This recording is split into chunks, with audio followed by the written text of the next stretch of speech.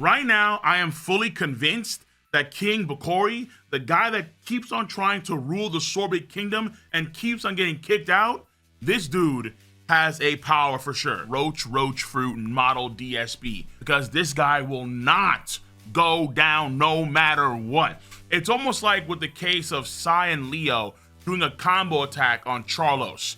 This man was in the middle, at least I think, of an Ursa shock and somehow escaped and came back with marine ships. I was ragging on Dragon and Ivankov earlier because earlier in the flashback, King Bokori was ruling and those two guys were gonna shut him down.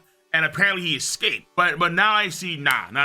Bokori is low-key built different. Either that or makes you wonder if Saturn/Emu are using these quote-unquote magical circles and they're teleporting Bokori around. If so, wild activity on their part. And speaking of wild activity, as you can tell, this video on the latest chapter One Piece, chapter 1099, is coming out later than usual because of the holiday season. Hopefully everyone had a good Thanksgiving. I know Luffy didn't because I saw it in person. I saw the bucket hat activity. And since the next chapter is right around the corner, I do want to make this video relatively quick because this week is going to be chapter 1100, a milestone chapter of the series. Well, let's get into the bare bones, the nitty-gritty for this chapter of One Piece, and first and foremost, the pace and the chapter structure. This chapter has around, as far as I can tell, 7-8 parts, and there's a lot of shifts in locations and major moments to moments as we continue the Bartholomew Kuma flashback. 7-8 parts is on the higher end of the spectrum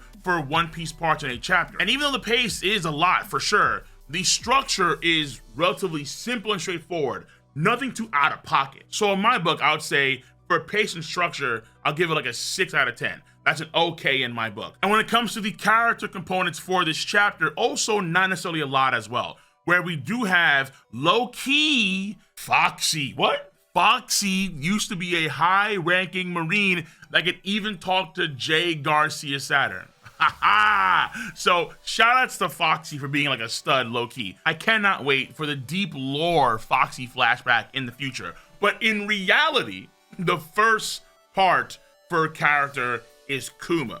Kuma was at one point a king, but never really cared about ruling, and simply put, was only a king in name. He was a figurehead. And the person that did the actual ruling, his quote-unquote advisor, was the former King Bulldog. So going into this flashback, I thought that Kuma's rise to power as a ruler, I thought that was going to be a chance to do something very interesting with this character, but no. Simply put, Bokor was a prick and we beat him again. But the people desire not for democracy, no, but a genuine ruler that can rule them appropriately, and they pick and they chose Kuma. No presidents, no prime ministers, Kuma is our king. But Kuma is still a man of the faith in the church in the rundown town of the Sorbet Kingdom, and ultimately it's Bokori that kind of runs the show, and officially so after Kuma winds up leaving. So yeah, I was looking forward to the whole tyrant and why he was the king and X, Y, and Z. So I won't lie to you, even though the reasons why he chose to be a figurehead king, they do ultimately line up with this character, I thought there could have been a lot more there, honestly. And then for character, we have Bonnie. Bonnie at some point, it's not shown, but at some point she does consume the Age fruit, a paramecia ability, and Bonnie's Duck Fruit is now officially confirmed in the canon manga. It was stated by Ichiro Oda in SBS 107, where we have the first reveal of the Age Fruit, and then he said in that very same SBS that he would reveal it in the canon manga at some point. Here we are in this chapter, it is officially revealed, the Age or the Toshi no Mi. So there are some theories out there that because we don't see her actually eat the fruit, she's using something else entirely, like this is some version of hockey. Now, these are just theories, and given Oda's comments, she has consumed an ability. So theories aside, even though we don't see it, it's very, very likely that at some point she did eat this. When? Maybe it was when she was in the Sorbet Kingdom at some point, or it could be the Tenryubito. At some point, the Celestial Dragons, when she was a baby, they fed her this ability. And this does happen because we know that Boa Hancock, Son of Sonya, and Marigold, they got their powers in the Holy Land when they were forced to consume these powers for entertainment reasons. And then outside that for character, we do have the introduction of the former king of the Sorbet Kingdom, King Bulldog, a ruler 2 generations ago, from when this chapter starts off, and then when Kuma leaves, becomes ruler again. And then we have the Sorbet Kingdom Queen Dowager Connie, Bulldog's mother. And this to me just kind of blew me out of the water, because she's got to be some sort of multi-centenarian where she has been around for 200, 300 years. Like, she must have been around during the Germa heyday. Bulldog's an old dude. He's got to be in his like 70s, 80s. Connie, bro, how old are you? Absolutely has got to be in the same range as Kureha. But that is when it comes to character. Simple, straightforward, and nothing too crazy there. The chance was there for sure with Kuma, but again, it's kind of like a whimper when it comes to King Kuma. Actually, a very, very, very pitiful whimper, because there could have been so much there. But that being said, character overall, once again, another okay. But story progression, I think without doubt, is the best component of this chapter for sure. Number one, when King Bokori comes back, which again, in itself is ridiculous. It really is ridiculous. But at the end of the previous chapter, we already knew that was coming, so no real surprise there. But what he does is set ablaze to the poor-ish areas of the Sorbet Kingdom. And Kuma is diving into the fire, trying to save as many as he can. And he got this idea from a kingdom in the east, where they were able to eradicate the disgusting poorer regions of their kingdom. And when the 10 Rubido, when they pulled up, what a wonderful country this is. He's talking about the Goa Kingdom. That's kind of nutty. When they set ablaze the entire like junk heap terminal, the trash terminal, he's emulating the Goa Kingdom's most heinous crime. This guy with the roach power, who seemingly will not die, is of course enacting some foul, some atrocious moves here, and he's killing God knows how many of his own people just to appease the celestial dragons. Yeah. But then later on we see how King Kuma came to be, where King Kuma ultimately thwarts Bokori, where previously it was Dragon and Ivankov, but Kuma does it himself. An incident known as the Solo Revolution of the Sorbet Kingdom. That is studly. This is Kuma's flashback, and he's doing quite a bit. Solo revolutions. And a lot of folks right now looking at Dragon with a side eye, like, Kuma's doing solo revolutions, sir. What are you doing? Dragon is in Dragon is in a very precarious position among the fandom. People are very mixed on Dragon. I'd actually argue more so towards the negative side of the aisle, because so many things are going on and Dragon continues to not do much. Even though we're in a Kuma flashback, and there's more to come on not doing much real soon.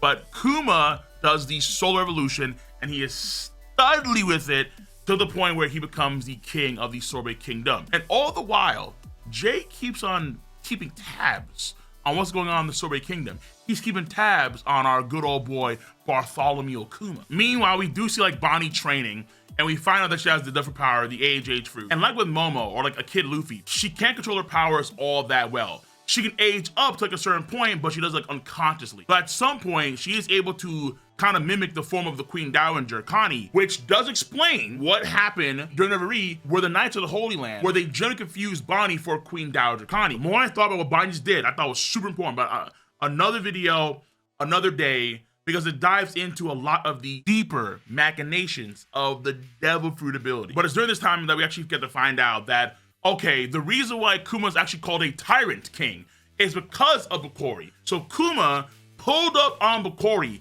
He stood on business. I'm the type of nigga stand on business, nigga. One man arm against 50, nigga. Let's just hope here that Bokori is actually, unironically dead. I don't want to see Bokori's head pop up at some point in the current time of story. Kuma, when he sunk the entire fleet, he also took down Bokori. He ethered him. End of story. But as a result, becomes a pirate. And what we find out, and this I thought was so damn good, is that we get to see Kuma visit a lot of the locations he sent these Straw Hats to at the end of Shabondi Archipelago. This, I thought, was a really nice detail. It confirms and adds so much more purpose to the actions of Bartholomew Kuma. And even moments like Kuma talking to Dragon about what's going on with their day-to-day lives, and how Bello Betty, she asked Kuma if she could be the captain of the Eastern Forces, how Guinea once was. In a very similar way, reminding me of how Ace took over the 2nd Division spot of Oden, since Wiper felt that it was like warranted. For character, Dragon is pretty noble to hold that spot open until Kuma gave the okay. because he understood what Guinea meant for Kuma. Now, does he do anything? No. Is Dragon gonna do something this week? Please! But I will say that ultimately he does give Kuma the intel to go to Vegapunk, which he does, and Vegapunk has a tech to actually help Bonnie out with generating and making stem cells. And the place that we see is Agate Island before all the crazy changes that Vegapunk made to it. With the crazy anti-gravity stuff, the permanent change in the atmosphere and the weather changes, making it much warmer. Not a single tropical tree in sight in this flashback, but we know in real time they're everywhere and they're gigantic, like the size of mountains. Like, what? What? Vegapunk is impressive, man. Very impressive. But all the while, when they decide to make the pacifista, which is a huge deal, based on his Buccaneer blood, and of course, working out a deal to save Bonnie, Saint J. Garcia, once again, injecting himself into this whole Kuma flashback several times over. Pacifist, my booty. My ancient old 800-year-old booty. No. Weapons. Bloodshed. War. So when it comes to story progression, yeah. That's an 8 out of 10 in my book. Final thoughts. This chapter, I think it's an okay plus a good chapter of One Piece. So let me know your stance on this chapter. If you enjoy my content at large, then make sure to rate the video, give it a thumbs up, subscribe to the channel, and click on that bell to join the notification squad. I'm gonna catch you guys on the flip side. See you. Bye-bye.